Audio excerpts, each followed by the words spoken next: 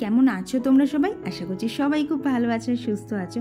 আর আমরাও না বেশ ভালো আছি। আর আজকের দিনটা হচ্ছে শনিবার, আর এখন বাজে মোটামুটি সকাল 7:30 মতো। আর কি বাসি কাজ সমস্তটা কমপ্লিট করেই আজকে তোমাদের সাথে ব্লগটা শেয়ার করছি। তবে চলো আজকের ব্লগটা এখান থেকেই শুরু করে দিলাম। আশা করছি আজকের ভিডিওটাও তোমাদের খুব ভালো লাগবে। তো আমার গতদিনের ব্লগে স্বস্তিকা দিদিভাই আর মুকুল কাজল অফিসিয়াল চ্যানেল থেকে এক দিদিভাই আমাকে একটুখানি আমার তুলসী পাতা দেয়া, আর কি ঠাকুরের থালায় তুলসী পাতা দেয়াতে কিছু ভুল হয়, তো সেই ভুলগুলো ধরিয়ে দিয়েছে। তো দিদিভাই অসংখ্য ধন্যবাদ যে তোমরা ভুলটা ধরিয়ে দিয়েছো, কারণ জানোই তো আমার শাশুড়ি মা নেই, তাই এই ভুলগুলো ধরিয়ে দেওয়ারও আমার কেউ থাকে না। তো তোমরা এইভাবেই সবসময় আমার ভুলগুলো ধরিয়ে দিও। আর তারপর দেখো নিচের পুজো কমপ্লিট করে চলে এলাম ওপরে। আগে এসেই জানলাগুলো খুলে দিলাম, কারণ এত গরম লাগছে না, কি জানি বাবা কবে একটুখানি বৃষ্টি হবে, নাহলে না আর থাকা যাচ্ছে না। আর কি হয় বলো তো, দুপুরবেলা এই ঘরটা এতটাই গরম থাকে না, বেডটা পর্যন্ত গরম হয়ে যায়। আর তারপরে তো মানুষ তো এমনিই ফোটে, এই রকম অবস্থা।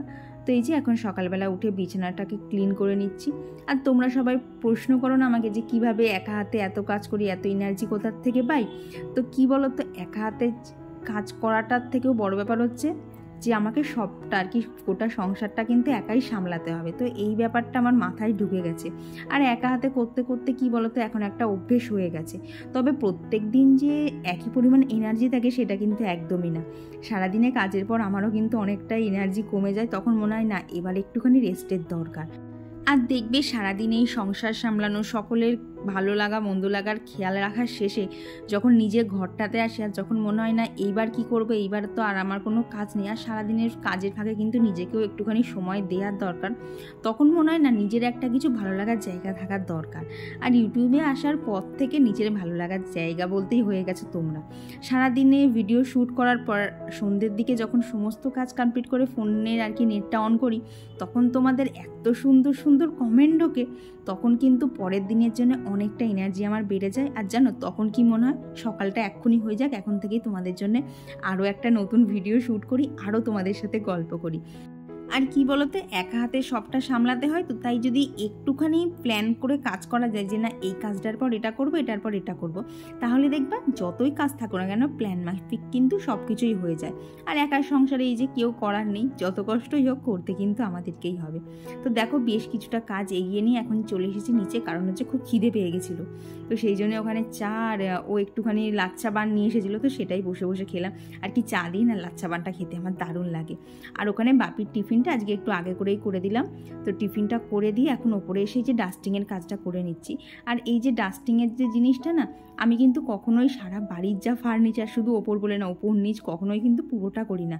ঠিক যেটুকু আমার প্রতিদিনের হাতের কাছে থাকে যে না এই জায়গাগুলোতে আমি প্রত্যেক দিন ইউজ করছি, আমি কিন্তু সেইটুকুকেই প্রত্যেক দিন ডাস্টিং করি, যাতে একদম পরিষ্কার থাকে। আর এই গাছগুলোর ব্যাপারটা কিন্তু একেবারেই অন্যরকম, এরা আমার আরও একটা ভালো লাগার জায়গা, তাই ওদেরকেও সবসময় যত্নে রাখারই চেষ্টা করি, যাতে ওরাও খুব সুন্দরভাবে গ্রো করে। আর দেখবা ঘরের মাঝখানে কিন্তু এইভাবে যদি একটুখানি গাছপালা থাকে, ঘরে ঢুকলে কিন্তু একটা মনটাও অনেকটা ফ্রেশ লাগে। আর এই দেখো তোমাদের সাথে কথা বলতে বলতে কিন্তু ডাস্টিংটাও কমপ্লিট হয়ে গেছে। এখন এই ঘরটা ঝাঁট দিয়ে দিলেই কিন্তু ওপরের কাজ, মোটামুটি বাসি কাজ সমস্ত কিছুই কমপ্লিট। আর কি বলো তো, সকালবেলা উঠে না ওপর নিচ পুরোটা ঝাঁট দিয়ে দিতে গেলে না, গোপালকে ঘুম থেকে ওঠাতে আর কি গোপাল সেবাটা দিতে অনেকটা দেরি হয়ে যায়, তো তাই আগে নিচটা ঝাঁট দিয়ে রাস্তায় জল টল দেওয়া তো থাকেই, তো সেগুলো করে গোপালকে ঘুম থেকে তুলেই তারপরেই এই কাজগুলো শেষ করি।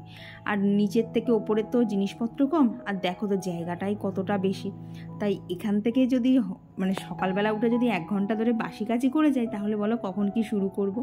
আর সত্যি কথা বলতে কি বলো তো, বিয়ের পর থেকে যতদিন আঙ্কেলেশ্বরে ছিলাম, আমি তো 8টার আগে ঘুম থেকেই উঠতাম না। এটা আমার তোমাদেরকে বলতে এতটুকু লজ্জা লাগছে না যে সত্যি গো, 8টা থেকে 8:30টার মধ্যে আমি ঘুম থেকে উঠতাম। আর সেই আমার এখন 6টার সময় ঘুম থেকে উঠে সমস্ত কিছু করতে হয়। তো সত্যি বলতে কষ্ট একটু হয়, কিন্তু যখন মনে হয় না আমার সংসার আমাকেই করতে হবে, কেউ করার নেই, তখন মনে করি যাক বা উঠে পড়া ভালো, সমস্ত কাজ ছেড়ে তাহলে আবার বসতে পারবো।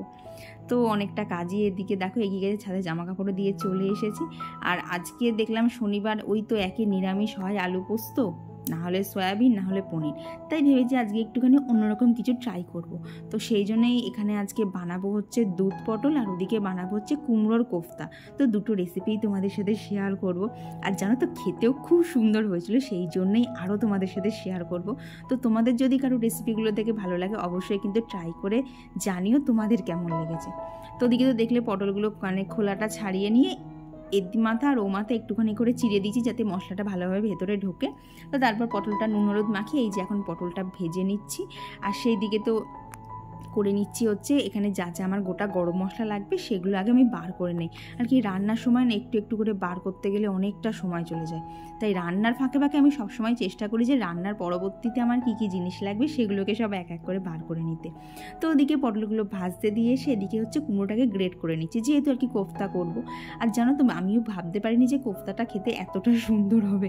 তো এই দেখো পটলগুলো ভাজা কমপ্লিট হয়ে গেছে। আর কড়াইতে অনেকটা তেল দিয়েছিলাম, আর এতটা তেল তো রান্নার জন্য লাগবে না।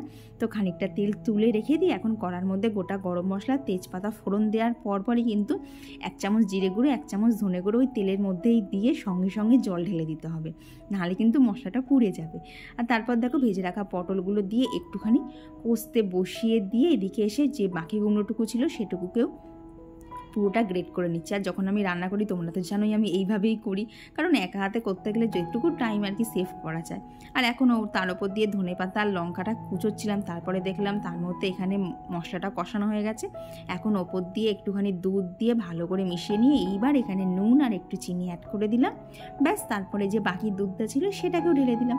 এই যে দুধ ফুটে উঠলে ওপরে দুটো চেরা কাঁচা লঙ্কা দিয়ে এটাকে একটুখানি সেদ্ধ হতে বসিয়ে দিয়ে আর কি যতক্ষণ না পটলটা একটু নরম হয় সেই ফাঁকে এখানে কোফতার ব্যাটারটা তৈরি করে নিচ্ছি। আর কি কোফতা বানাতে যা যা লাগে দেখলে তো ধনেপাতা কুচি দিলাম, লঙ্কা কুচি, 4 চামচ বেসন দিয়েছি। আর কি আমার এখানে মোটামুটি 500 গ্রাম মতো কুমড়ো আছে, তো বড় চামচের 4 চামচ বেসন দিয়েছি, 1 চামচ চালের গুঁড়ো আর ওই নুন হলুদ যা যা লাগে তো সেই সব দিয়ে এই যে দেখলে একদম কিন্তু ওটা রেডি হয়ে গেছে। আর এতে কিন্তু আমি মিশ্রণটায় কোনো প্রকারের জল অ্যাড করিনি। আর এইদিকে দেখো এদিকে আর কি দুধ পটলটা হয়েই গেছে।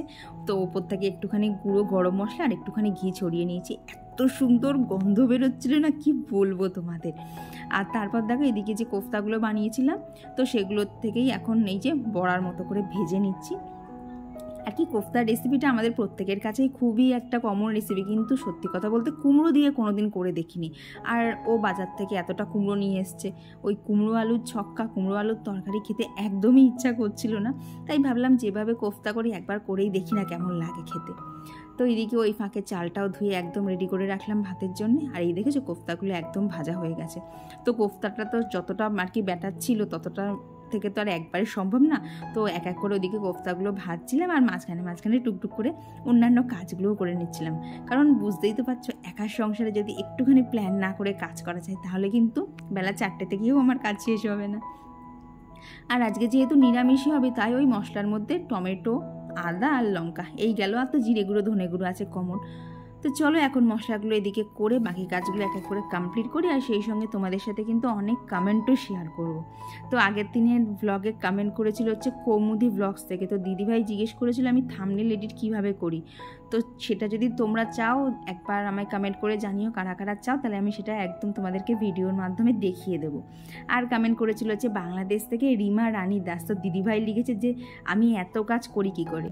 তো দিদিভাই ওই যে বললাম একটুখানি প্ল্যান করে করি, কারণ সব কাজ বলো যাদের আমাদের একার সংসারে একাই করতে হয়, তাই একটুখানি প্ল্যান না করলে তো আমরাই বলো হিমশিম খেয়ে যাব। আর কমেন্ট করেছিল হচ্ছে বর্ণালী মণ্ডল দিদিভাই, সাধনা সাধুখা দীপা দাস, আর কমেন্ট করেছিল হচ্ছে রিকা ব্যানার্জি। তো দিদিভাই প্রথম দিন থেকে না জানো তুমি কমেন্ট করার পর থেকে আমার কেমন যেন একটা ফিলিংস হচ্ছে যে তুমি আমার মনে হয় খুব কাছের, কারণ তোমার যে আর কি প্রোফাইলে যে ছবিটা দেওয়া আছে না তো সেটা দেখে পুরো মনে হচ্ছে যেন আমার কোনো দিদি হবে নিজের। তো কেন জানি না তোমার ছবিটা দেখার পর থেকে এইরকমই মনে হচ্ছে। আর কমেন্ট করেছিল সম্পাদে, তো তুমি লিখেছো যে ডিমের ঝোলটা খুব সুন্দর ছিল। আর হ্যাঁ গো, ডিমের ঝোলটা ওইভাবে করে কিন্তু খুব সুন্দর খেতে লাগছিলো, যদিও কোনোদিন আগে ওইভাবে করিনি। আর এক দিদিভাই কমেন্ট করেছিল যে সেই কিন্তু ওই দিদিভাইয়ের নামটা আমি ঠিক বুঝতে পারিনি। তো দিদিভাই লিখেছে যে দিদি আমার নতুন ভিডিওর জন্য অপেক্ষা করছিল। তো বিশ্বাস করো এই কমেন্টটা পাওয়ার পর থেকে আনন্দগুলো আর এনার্জি কিন্তু আমার দ্বিগুণ বেড়ে যায় যে আমার ভিডিওর জন্য কেউ অপেক্ষা করে থাকে। আর কমেন্ট করেছিল হচ্ছে শম্পা চক্রবর্তী দিদিভাই আর ঝাড়খণ্ড থেকে তানিশা দিদিভাই। তো দিদিভাই তোমাদেরকেও জানাই অসংখ্য ধন্যবাদ আমাকে এতটা সাপোর্ট করার জন্য। আর তোমরা কিন্তু অবশ্যই জানিও তোমাদের আজকের ভিডিওটা কেমন লাগছে। আর একটা জিনিস তোমরা আমাকে প্লিজ জানিও যে তোমরা আজকে কে কোথা থেকে আমার ভিডিওটা দেখছো, কারণ লাস্ট 3-4 দিন ধরে এত দূর দূরান্তের মানুষ আমাকে কমেন্ট করছে যে তাতে আমার আনন্দের সীমা নেই। তাই আমার খুব জানতে ইচ্ছা করে যে তোমরা কে কোথা থেকে আমার ভিডিওটা দেখছো। তো দেখো এই যে তোমাদের সাথে গল্প করতে করতে কিন্তু আজকের আমার সমস্ত কাজ শেষ হয়ে গেছে। এখন জাস্ট কাজ বলতে এই যে ওপরটা একটুখানি মোছাটা বাকি আছে, তারপরে স্নান সেরে পুজো দিতে হবে। তো স্নান সেরে পুজো দেওয়া মানে আমার আজকের দিনের দাঁড়িয়ে আমার 1 রাউন্ডের কাজ কমপ্লিট হলো। তো এই দেখো স্নান কমপ্লিট, আর একটুখানি এখন এই যে মাথাটা আঁচড়ে সিঁদুরটা পরে নেব, তারপরেই যেতে হবে নিচে পুজো দিতে। আর আজকে গাছে যেন বেশ কয়েকটা ফুলও ফুটেছিল, তো সেগুলো তোলা হয়ে গেছে, সেগুলো আর শেয়ার করিনি। এই যে তারপর এসে নিচে পুজো দিয়ে দিলাম। আর আজকে যেন নিরামিষের মধ্যে এতই একটুখানি ভালো ভালো রান্না হয়েছিল আর কি, নতুনত্ব, তো তাড়াতাড়ি ভাবলাম তোমাদেরকে দেখিয়ে দিই। তো এই যে এখানে করেছি উচ্ছে ভাজা, শাক ভাজা, সাথে আছে ডাল, আর তারপরে এই যে দুধ পটল, আর তার সাথে রয়েছে কুমড়ার কোফতা কারি। আর এরপর খাওয়া দাওয়া করে বেশ খানিকক্ষণ রেস্ট নিয়ে নিয়েছি, কারণ ওই যে এনার্জি বুস্ট করার জন্য। তারপর বিকেলবেলা চলে গিয়েছিলাম হচ্ছে ছাদে। এই যে ছাদে এসেছি, আর কি পরিমাণ গরম আমাকে তো দেখেই বুঝতে পারছো, তার মধ্যে যেন কারেন্ট নেই। তো এখন দেখলাম ছাদের রোদটা একটুখানি কমে গেছে, সেই জন্য এখন ছাদ দিলাম। এখন এই অল্প টুকটাক কয়েকটা জামা কাপড় আছে সেগুলো তুলবো, আর স্পেশালি গাছ কটাতে জল দিতে হবে। আর ওদিকে দেখছি ফুলটা একটুখানি ফুটেছে, দাঁড়াও তোমাদের দেখাচ্ছি। তো এখানে গাছে জল দিচ্ছিলাম, আর এই দেখেছো ফুলটা বেশ অনেকটাই কিন্তু ফুটে গেছে। এখন এই যে গাছগুলোতে একটু জল দিয়ে নিচ্ছি, নাহলে জানো তো মাটিগুলো একদম শুকনো হয়ে রয়েছে। আর এদিকে যেন কোকিল ডাকছে।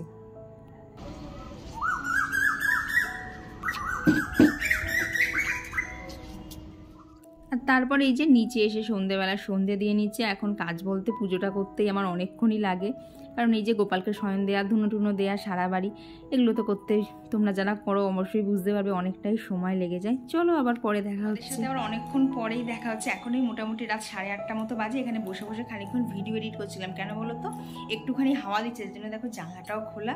আর সব থেকে বড় কথা, মাথার চুলটা খুলে রেখেছি, নাহলে মাথায় এখানটা এত ব্যথা করছিল না। তো দেখলাম একটুখানি যখন হাওয়া দিচ্ছে তাহলে চুলটা একটুখানি ছেড়ে বসা যাক। তবে চলো বন্ধুরা, আজকের ভিডিওটা এখানেই রাখছি। ভিডিওটা কেমন লাগলো অবশ্যই কিন্তু জানিও।